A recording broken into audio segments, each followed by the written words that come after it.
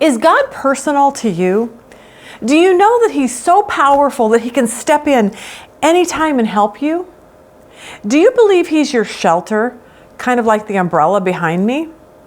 And when He does come through for you, how do you respond?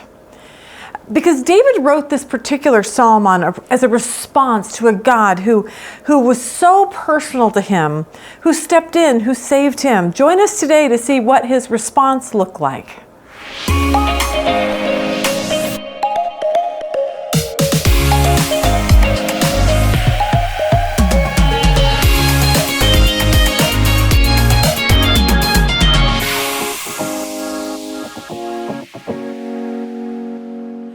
Good morning. Welcome to our Psalm series. Glad you're joining us today. We are actually Psalm Lesson 11. We will be working through Psalm chapter 18 today.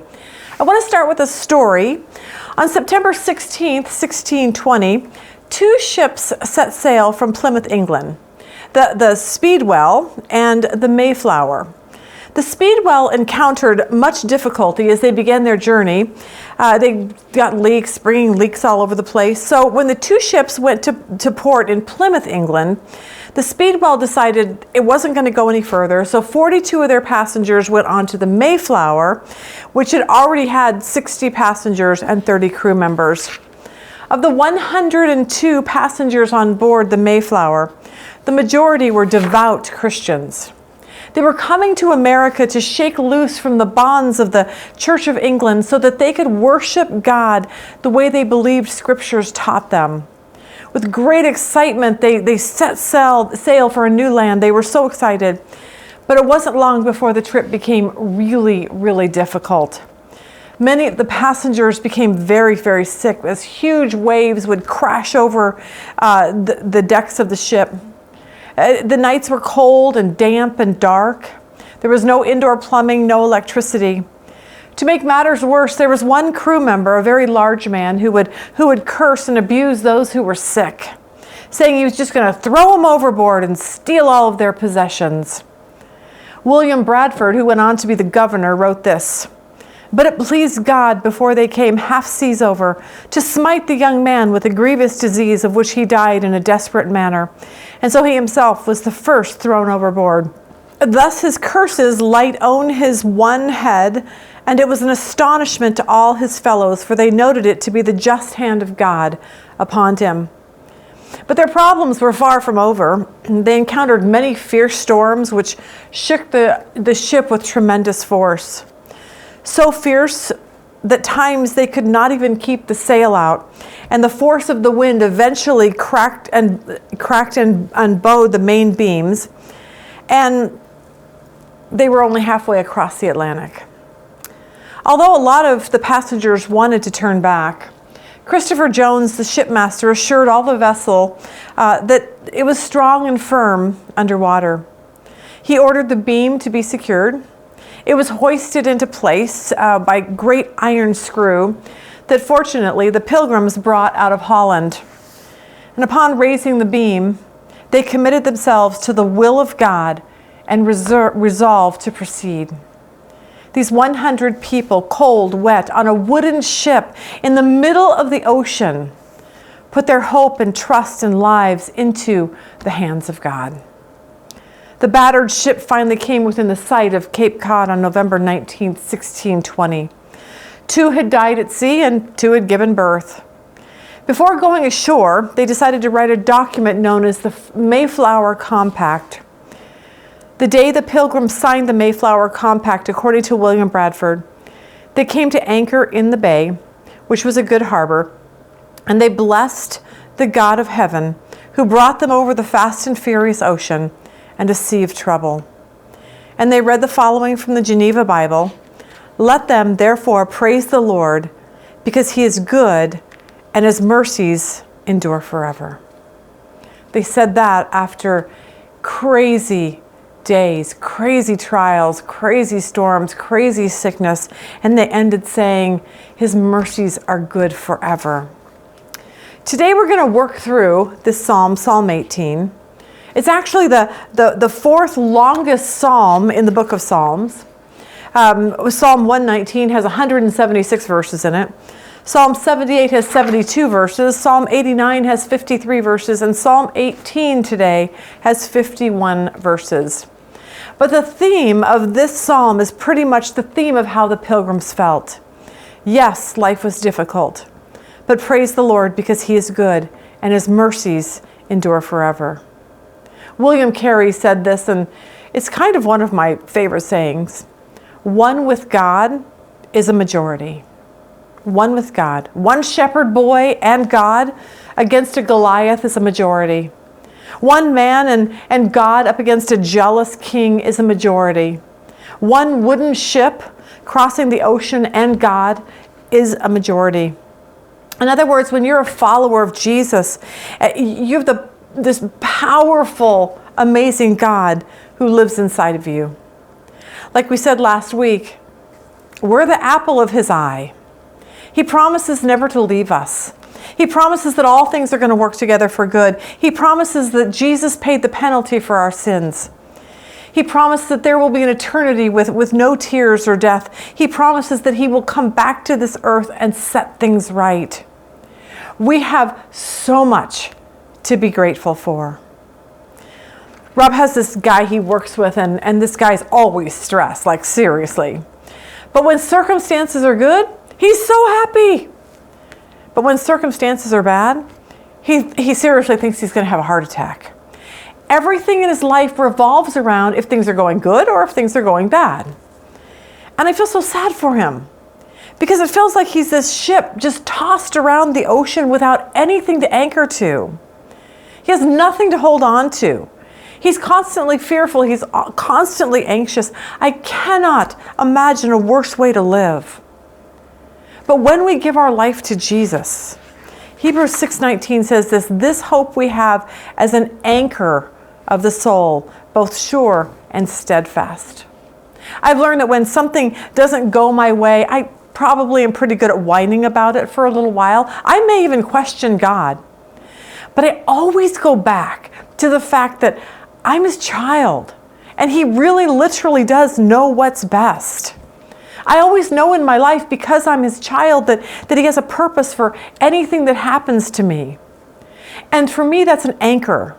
And that anchor gives me peace. But sometimes we forget that. Sometimes we get caught up so much in life and work and kids and sports and all of those things that we forget to stop and actually thank God for His goodness in the life that He's given us. And that's what David's going to do. He's going to stop and remember everything God has done for him. Let's pick up in Psalm 18. It says, to the chief musician, remember the Psalms are written as like songs to be sung. A psalm of David, the servant of the Lord, who spoke to the Lord the words of this song on the day the Lord delivered him from the hand of all his enemies and the hand of Saul. So we've been through this over the last Psalms, Saul's chasing him and David's running for his life and God rescued him. And so this is his response to that. He starts with verse 1. He said, I will love you, O Lord, my strength. The Lord is my rock and my fortress and my deliverer, my God, my strength, in whom I will trust, my shield and the horn of my salvation, my stronghold. What we learn from those two verses is this, that God is very personal to David. Very personal. Look back and see all of the my's in that particular verse. I will love you, O Lord, my strength.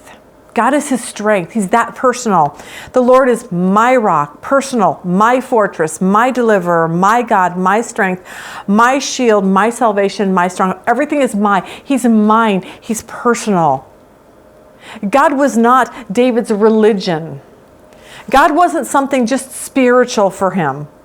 God was personal. He knew him. He trusted him. He leaned on him. And I think that is our first lesson for this lesson. Does that sound like your relationship with Jesus? Is he that personal to you? Is he your fortress, your deliverer and strength? Because if we don't feel that way, then I don't know, we may need to step up getting to know him part. We need to step that portion up And the way we do that is by reading the Bible, reading his words to us. And that's how we grow closer and closer to him. He becomes personal to us. And when we do, we see David's next steps. David doesn't take matters into his own hands. He calls upon God. I was thinking about this. Whatever your problem is today, before you even tackle it, you need to stop and say, all right, God, I'm putting this into your hands. What would you like me to do about this? He doesn't just say, you know what, I'm just going to go run out and do what I think best. He stops, he prays, he seeks the face of God. Look at verse 3. David says, I will call upon the Lord, who is worthy to be praised. So shall I be saved from my enemies. Remember, David doesn't take matters into his own hands. He calls upon God. The pangs of death surrounded me, and the flood of ungodliness made me afraid. The sorrows of Sheol surrounded me. The snares of death confronted me. In my distress, I called upon the Lord and cried out to my God. He heard my voice from his temple, and my cry came before him, even to his ears. David reminds us that that's the first thing we do. We should be calling upon the Lord whenever we're distressed about something in life. Because David wants to remind us that God hears us. He pays attention to us. Because next, he wants us to do this. He wants us to be thankful that God is powerful. Remember, this is David's prayer to God. His crying out to him saying, God, I'm so thankful for so many things, and this is one of them, that God is powerful. Look at verse 7. Then the earth shook and trembled. The foundations of the hills also quaked and were shaken because he was angry, saying, God cares so much for me that he's so powerful and he can get so angry. Smoke went up from his nostrils and devouring fire from his mouth. Coals were kindled by it. He bowed the heavens also and came down from darkness under his feet. He rode upon a cherub and flew. He flew upon the wings of the wind. He made darkness his secret place, his canopy around him from dark waters and thick clouds of the skies. From the brightness before him, his thick clouds passed with hailstones and coals of fire. The Lord thundered from heaven, and the Most High uttered his voice, hailstones and coals of fire. He sent out his arrows and scattered the foe, lightnings in abundance, and he vanquished them. Then the channels of the sea were seen. The foundations of the world were uncovered at your rebuke, O Lord, at the blast of the breath of your nostrils. The wording here is just David saying, this is my God. He's not some guy sitting up in heaven with just a long beard and just patting people on the head. He's not like that. He's powerful. And it moves us from thinking that God is just this powerless deity to someone so incredibly magnificent. It makes me think of Jesus. So often he's depicted as this skinny, blonde-haired, kind of feminine guy who puts lambs on his shoulders. And yet we use this a lot in Psalms because this is the truth. Revelation 19:11, now I saw heavens open, and behold a white horse. He who sat on him was called Faithful and True, and in righteousness he judges and makes war. His eyes, this is Jesus. He's not this blonde-haired, skinny guy. He's not like that at all. His eyes were like what? A flame of fire. And on his head were many crowns, and he had a name written that no one knew except himself. He was clothed with a robe dipped in blood, and his name is called the Word of God. And the armies in heaven, clothed in fine linen, white and clean, followed him on white horses. Now out of his mouth goes a sharp sword, that with it he should strike the nations. Jesus is very powerful. He himself treads the winepress of the fierceness and the wrath of Almighty God. And on his robe and on his thigh a name was written, King of Kings and Lord of Lords. I am so thankful to have that view of Jesus. Think about that. He could have wiped out everyone who was crucifying him in 1 second. But he never did. And the reason why is because he loves us and we're the apple of his eye. Next, David wants us to know this and be thankful that God will come to our rescue because of this, that God delights in us. We need to remember that God delights in us. Verse 16 says this, he sent from above, he took me, he drew me out of many waters. He delivered me from my strong enemy, from those who hated me. They were too strong for me. Always remember, 1 plus God is a majority. He goes on to say, they confronted me in the day of my calamity, but the Lord was my support. He also brought me out into a broad place. He delivered me because why? Because he delighted in me. Isn't that fascinating? God delights in us. I don't think that way a lot of times. Most of the time I think God's upset with me. I did that. He's mad at me. He delights in us. We need to get that verse, memorize it, and stick it on our refrigerator. He said, verse 20, the Lord rewarded me according to my righteousness, according to the cleanness of my hands, and he recompensed me. For I have kept the ways of the Lord and have not wickedly departed from my God. For all his judgments were before me, and I did not put away his statutes from me. I was also blameless before him, and I kept myself from my iniquity. Therefore the Lord has recompensed me according to my righteousness, according to the cleanness of my hands in his sight. In this section, I see something amazing. I see what Paul says in 2 Corinthians 5:21.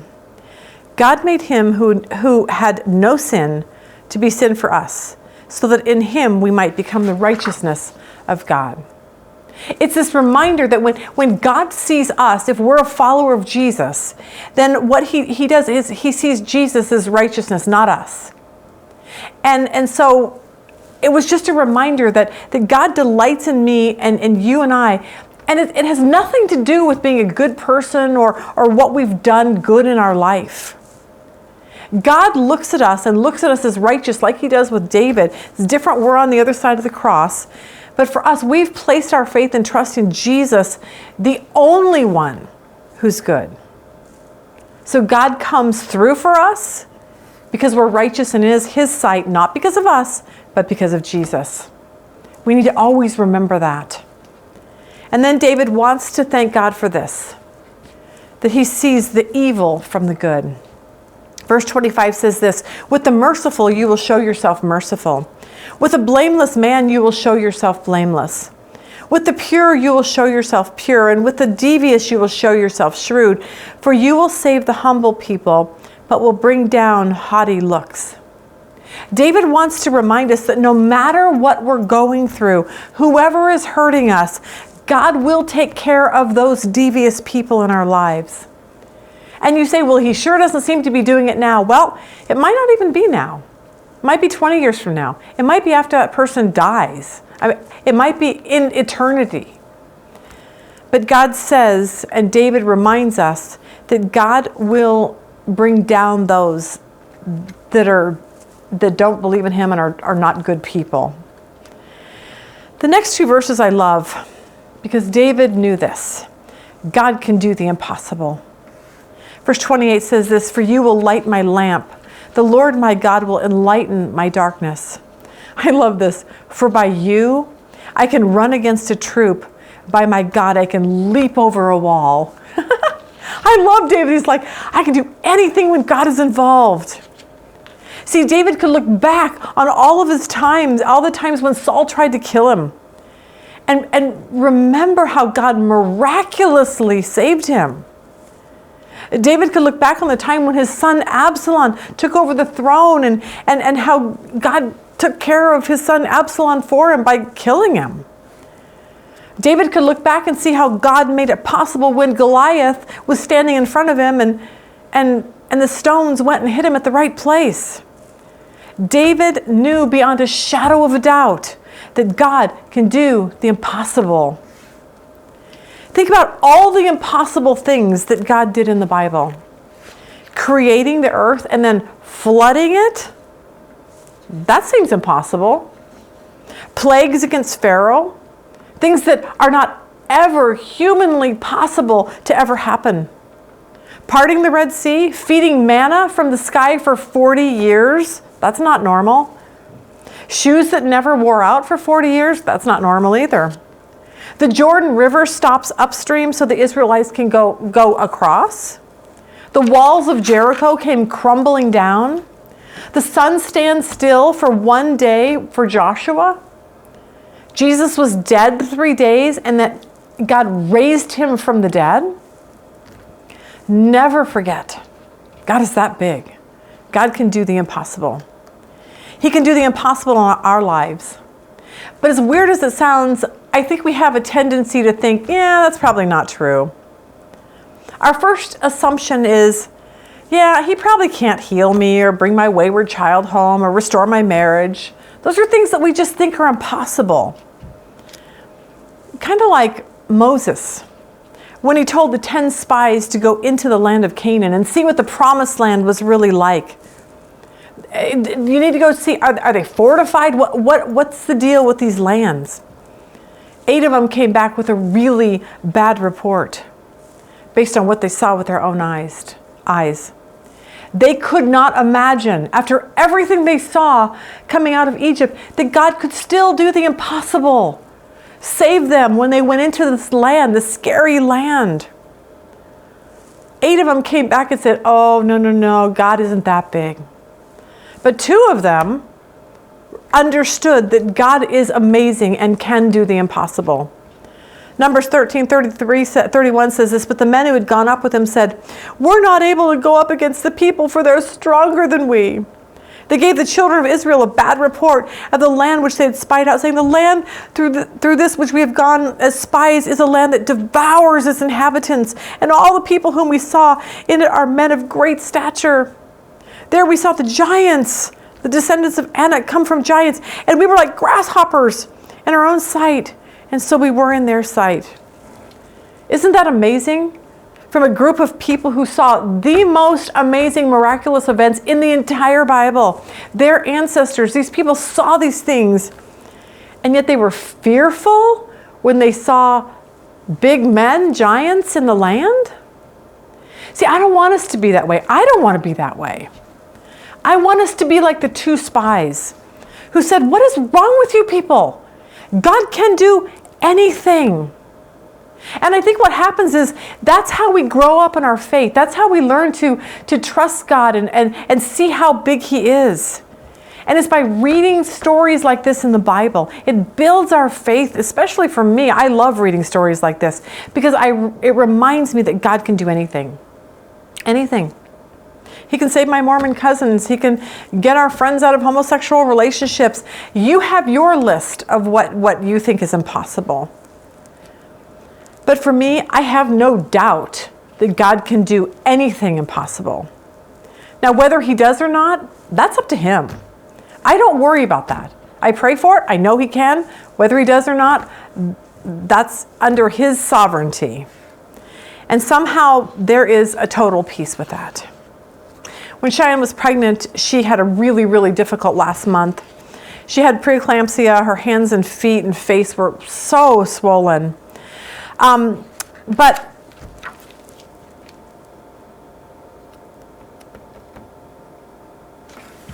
hang on, David.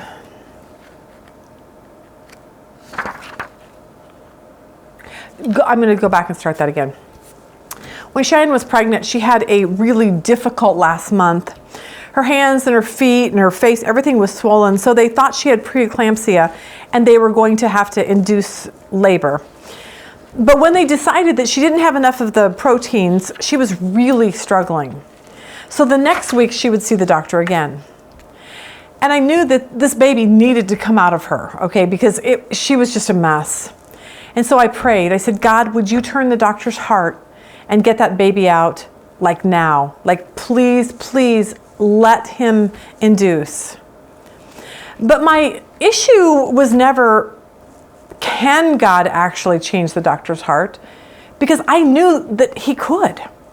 The question was, God, I pray for that. I know you can do it, but is that what's best for Cheyenne and the baby? I always leave that portion of it with him. And I think that's what's changed over the years for me.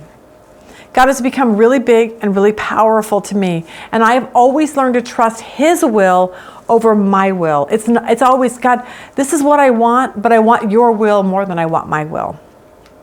The bottom line for David in this Psalms is this, that when it's all said and done, God gets all the credit. Look at verse 32. It is God who arms me with strength and makes my way perfect. He makes my feet like the feet of deer and sets me on my high places. He teaches my hands to make war so that my arms can bend a bow of bronze. You have also given me the shield of your salvation. Your right hand has held me up. Your gentleness has made me great. You enlarged my path under me so my feet did not slip. I have pursued my enemies and overtaken them. Neither did I turn back again till they were destroyed. I have wounded them so that they could not rise. They have fallen under my feet. Why? Verse 39, for you have armed me with strength for the battle. You have subdued me under those who rose up against me. Everything goes back to God. I don't think we give him enough credit. I think we spend most of our time like, I did this and I built that and I made this and I. And yet David realizes what you and I need to realize is that God, everything that I've done in my life is because of you. It has nothing to do with me. Which brings us to the last point. God uses people to accomplish things in this world. God created us with a purpose.